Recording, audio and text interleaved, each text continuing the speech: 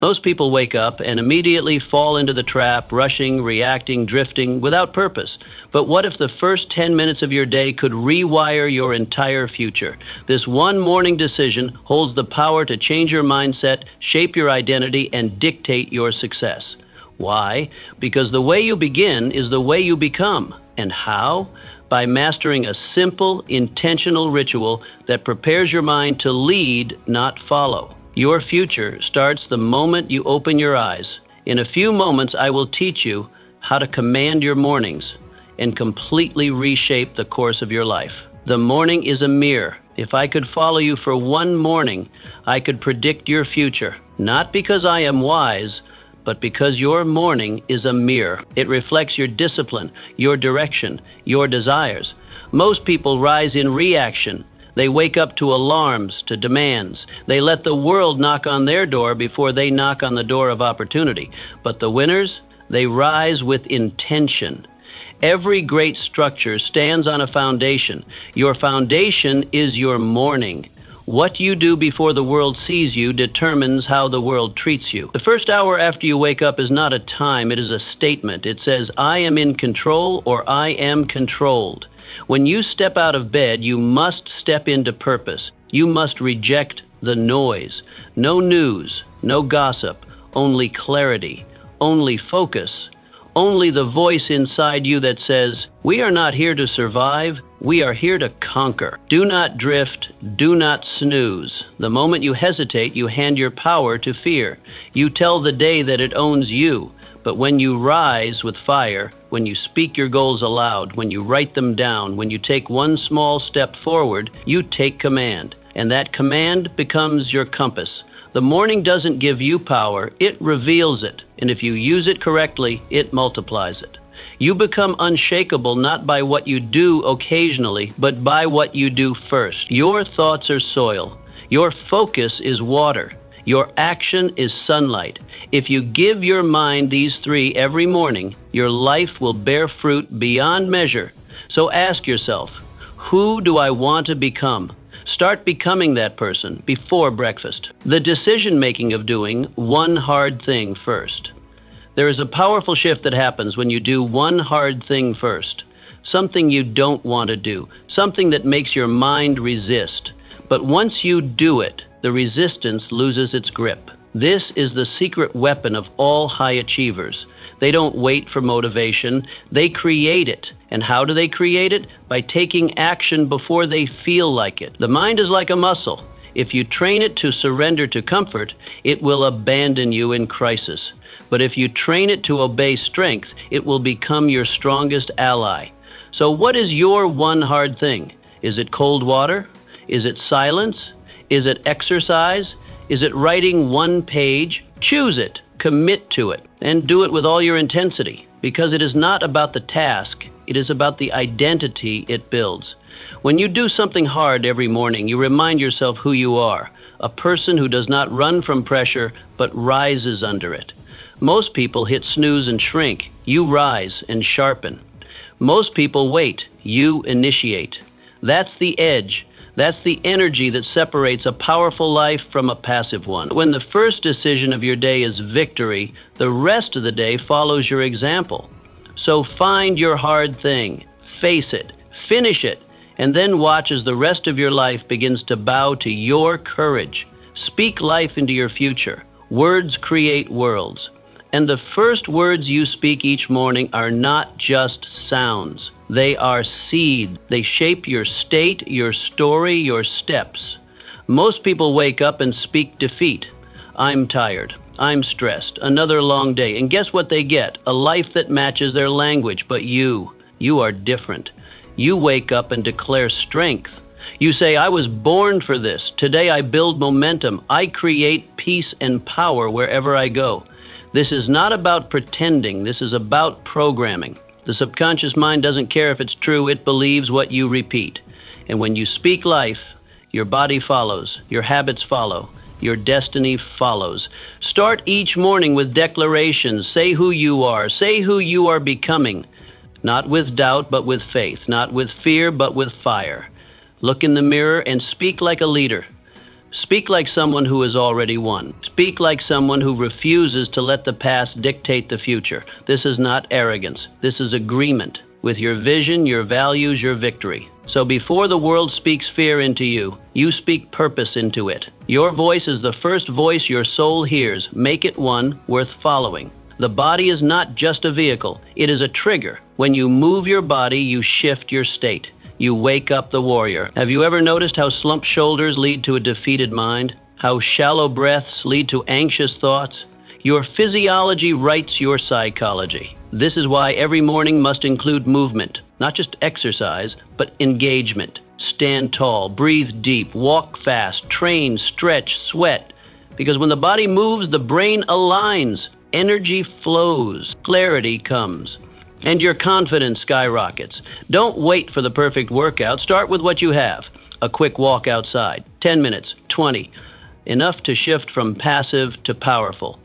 Winners move. They do not sit in hesitation. They do not lounge in limitation. They rise. They move. They set a tone so strong that weakness does not feel welcome. Remember, motion creates emotion. If you want to feel different, you must move different. Make your morning sacred by making your body active. Your future self will thank you for the momentum you create today. Your morning movement is not about fitness, it is about freedom. So rise, move, and take control. Command your mind before the world does. There is a moment, quiet, fleeting, and powerful, that arrives just after you open your eyes. In that breath of awakening, your mind is wide open, vulnerable, impressionable. You have not yet been touched by the chaos of the world, not yet pulled by demands or distractions. It is in this sacred sliver of time that a choice must be made. Will you command your thoughts, or will you be commanded by the world? Most people don't recognize this power. They rise and instinctively reach for the newspaper, for the radio dial, for something outside themselves to define the moment. They fill their minds with the voices and crises of the world, politics, markets, gossip from the neighborhood. The mind, still delicate and unguarded, is quickly overrun by external burdens. Worry settles in. Comparison begins. The urgency of others overtakes the peace of their own purpose. And before the sun has fully risen, they've already lost the inner battle. Their thoughts are no longer their own. They've been drafted into someone else's war. Not a word has been spoken aloud, yet their silence has already surrendered the day. But there are others, the rare ones, the intentional few, who treat the morning like the launch pad of destiny. They understand that leadership, the kind that shapes lives and creates movements, does not begin with applause or recognition. It begins in silence, behind closed doors, before anyone else is watching. It begins in the bedroom, not the boardroom. In thought, not in noise. These individuals command their minds. They rise with intention, not reaction. Instead of reaching for the world, they reach within. They speak affirmations that anchor their identity. They visualize the person they are becoming, not someday, but now. They breathe deeply. They sit in stillness. They move their bodies to awaken their strength. They choose clarity over confusion, purpose over passivity. The first 10 minutes after waking are not trivial. They are everything. These minutes set the rhythm for the hours that follow. If those minutes are filled with power, direction, and vision, the rest of the day aligns with purpose. But if they are filled with distraction, doubt, or emotional noise, then the day becomes a reaction, a series of responses to other people's agendas, and that is no way to live. You do not have time to wake up weak, not in a world this loud, not in a world this fast. You must take hold of that first moment before the world does. You must decide what matters most, not what is trending, not what others expect, but what your spirit knows to be true. And you must do this every day, not once in a while. Repetition carves character. Discipline cements belief. So write your thoughts, even if they are scattered. Speak your vision, even if your voice trembles. Move your body, even if it resists. These are the declarations of a leader. These are the acts of someone who is becoming. You don't wait for external success to affirm your path. You walk the path because you believe in your becoming. And if you don't believe in your own destiny, how can you expect anyone else to? If you don't guard that precious moment of mental awakening, the world will rush in to claim it. The world will tell you who you are, what you should do, and how you should feel. But you were not built for that kind of slavery. You were built to lead, and every leader must first lead the self. Command your thoughts, because every thought becomes belief. Belief shapes behavior. Behavior builds destiny. This is not about self-help tricks or positive thinking fads. This is about self-leadership. And self-leadership is the first door to freedom. No one can give it to you. You must seize it. Each morning is a meeting with your mind. Don't miss the meeting. Don't arrive late or let someone else speak in your place. Show up, speak clearly, remind yourself who you are and why you're here. The headlines can wait. The messages can wait. Your purpose cannot. This is your mind. This is your mission. This is your moment. Lead it before the world follows you. Lead yourself.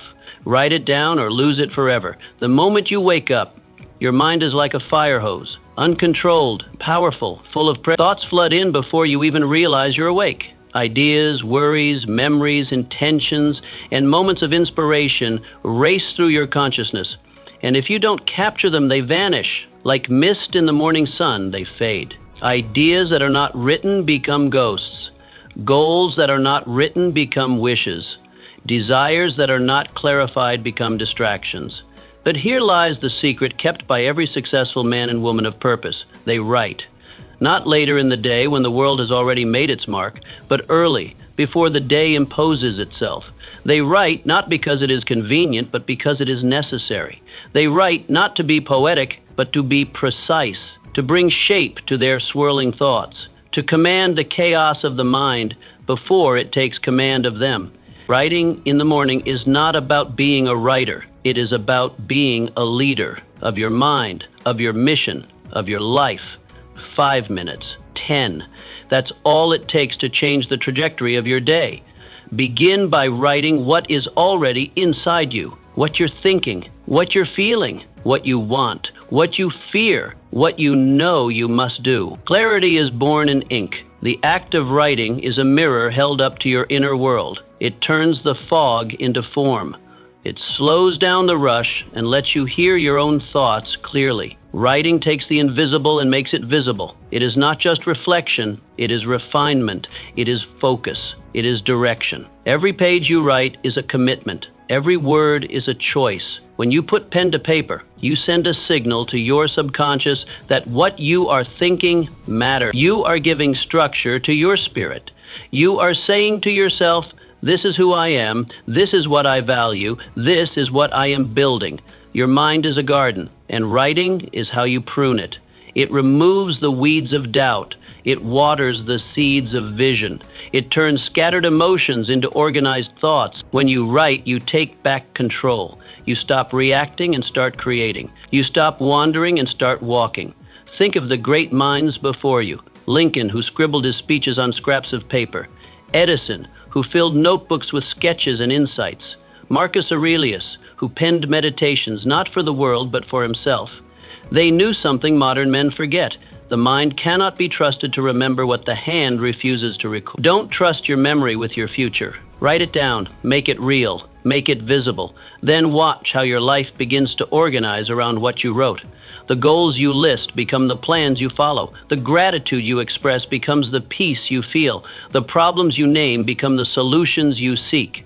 What you do not write down, you do not remember. What you do not remember, you do not act upon. And what you do not act upon, you do not become. A man's life is not shaped by the thoughts he has, but by the thoughts he anchors. And writing is the anchor. So start small, start simple, but start. Take up a pen, open a notebook, sit in silence. Write one line of truth, then another, and as you write, you will feel the shift. You are no longer drifting, you are directing. No longer reactive, you are intent. This is how greatness begins. Not with applause, not with perfection, but with a quiet moment, a firm hand, and a few honest words on a page. Write your way into clarity. Write your way into purpose. Write your way into power. Start with the truth, Start with your soul, star of the morning, and write your way into greatness. Gratitude is your greatest leverage. If you want to multiply your momentum, begin not with what you lack, but with what you already have. Gratitude is not a soft emotion for sentimental hearts. It is a strategic weapon for strong minds. It centers you. It grounds you. It reminds you that you are not starting from nothing. You are starting from abundance. And when you begin your day feeling full, the world cannot make you feel small. Gratitude changes the atmosphere of your mind. It rewires your perception. It shifts you from a mentality of scarcity to one of sufficiency, from the illusion of lack to the leverage of appreciation. Without it, your thoughts spiral into complaint and comparison. With it, your energy returns to creation and contribution. And here is the great truth. You cannot build greatness from a place of grievance. You must build from strength. And gratitude, pure, practiced gratitude, is strength.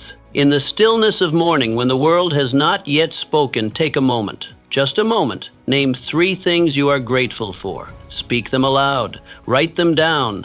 Reflect on them as if they are treasures in your possession. They might be simple. The breath in your lungs, the strength in your limbs, the roof over your head, the love of your family, the fact that today offers another chance. Do not underestimate the power of this practice. It is not mere habit. It is spiritual alignment.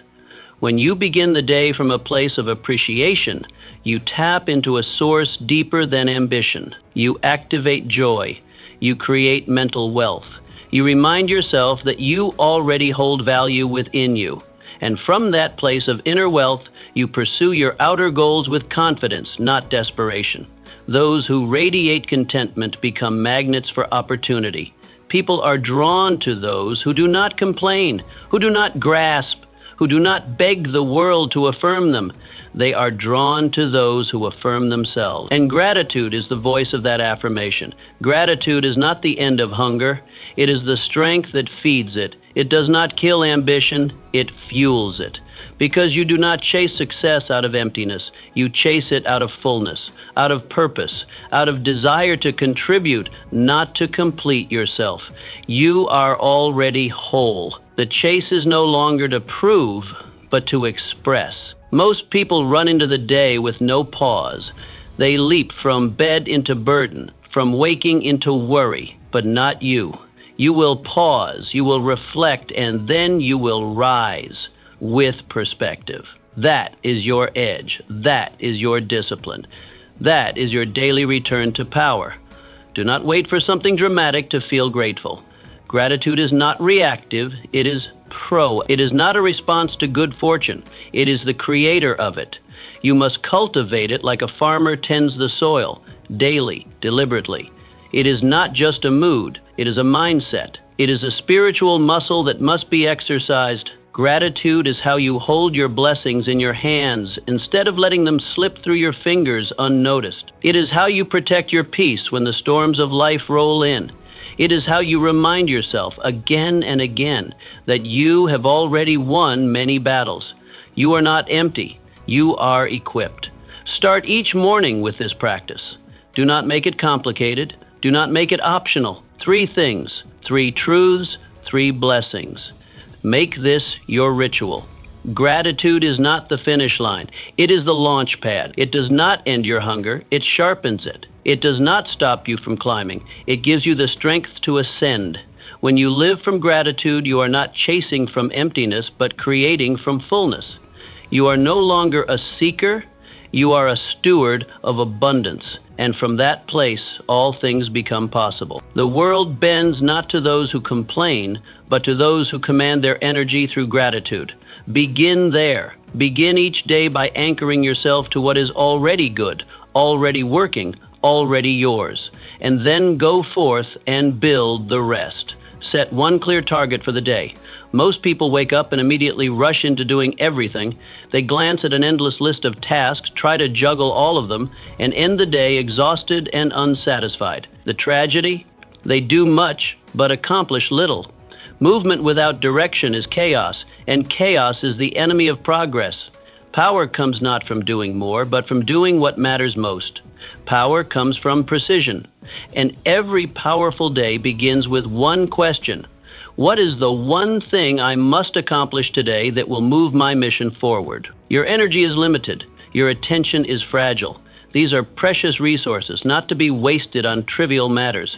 If you scatter them, they lose potency. If you aim them, they become a force. So you must train yourself to stop waking up into noise and start waking up into focus.